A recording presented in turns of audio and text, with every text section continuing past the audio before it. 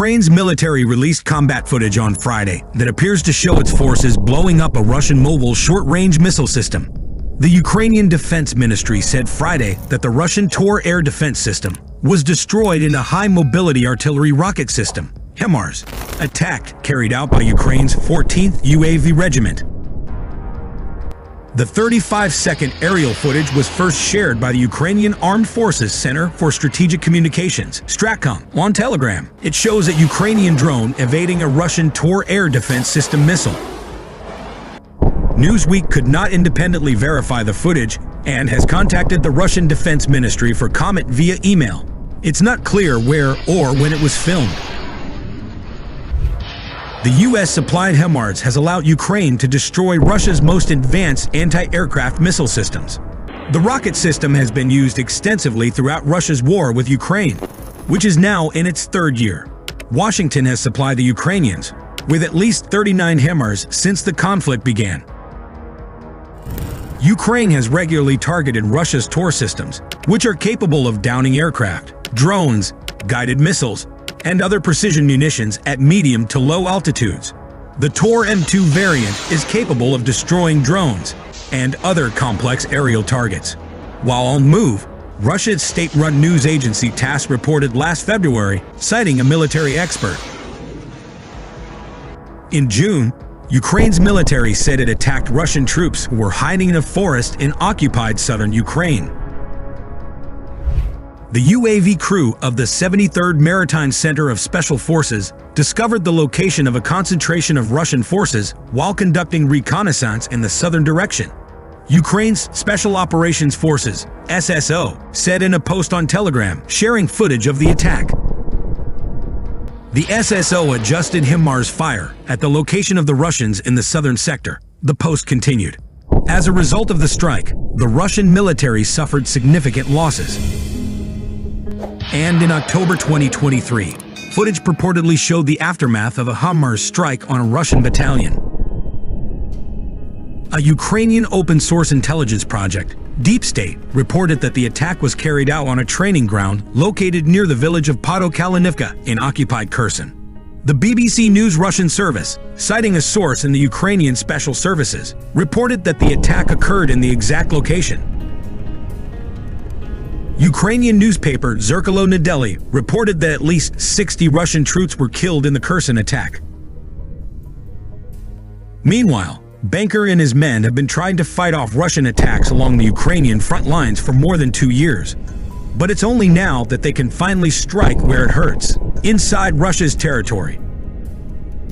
The newly granted permission by the United States and other allies to use Western weapons to strike inside Russia has had an enormous impact, Banker said.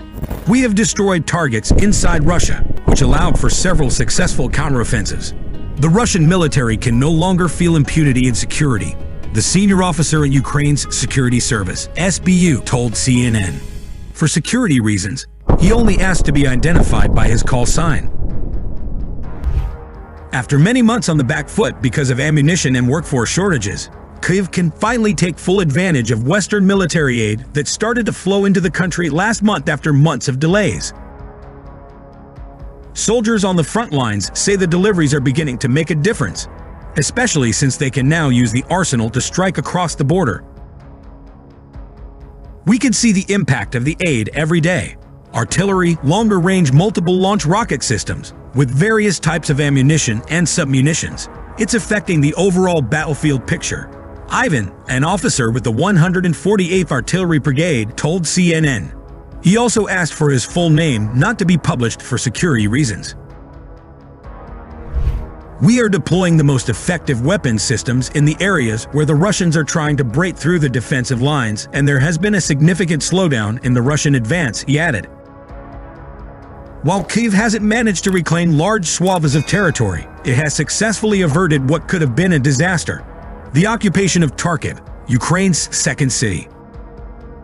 Part of the northern Kharkiv region, including the cities of Izium, Kupiansk, and Balaklia, fell into Russian hands soon after Moscow launched its full-scale invasion of Ukraine in February 2022. The occupation was brutal.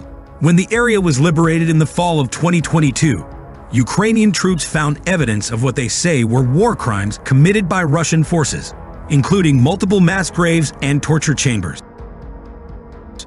In May this year, Russia launched another cross-border attack on the region, trying to exploit Ukraine's ammunition shortages before the expected arrival of the first Western weapons. The consequences were deadly. The Office of the United Nations High Commissioner for Human Rights, OHCHR, said that at least 174 civilians were killed and 690 were injured in Ukraine in May, the highest number of civilian casualties in a year. More than half of the civilian casualties were in Kharkiv, even though the region encompasses a relatively small area compared to the whole country. International security expert Oleksiy Melnik, a former Ukrainian defense official and the co-director of foreign relations and global security programs at the Razumkov Center in Kiev, told CNN that the reoccupation of previously liberated areas north of Kharkiv was a tragic moment for Ukraine. It triggered a change in the position of our Western partners. It encouraged them to, at least partially, remove the restrictions on the use of the Western weapons, he said. Fearing escalation, the US and other Western allies had long prohibited Kiev from using their weapons to strike inside Russia, restricting their use to Ukrainian areas under Russian occupation. That has allowed Russia to use the bordered areas as safe staging grounds for offensives and missile attacks. Russia knew that Ukraine did not have the capacity to strike these targets on the Russian territory, Melnik said. If the decision to provide aid wasn't made, if we lost American support and military assistance, that would have been a game changer. But the possibility of Russian reoccupation of parts of the Kharkiv region convinced some of Ukraine's key allies, including the US, to lift the restrictions. This allowed Kyiv to hit and destroy or severely damage key targets inside Russia.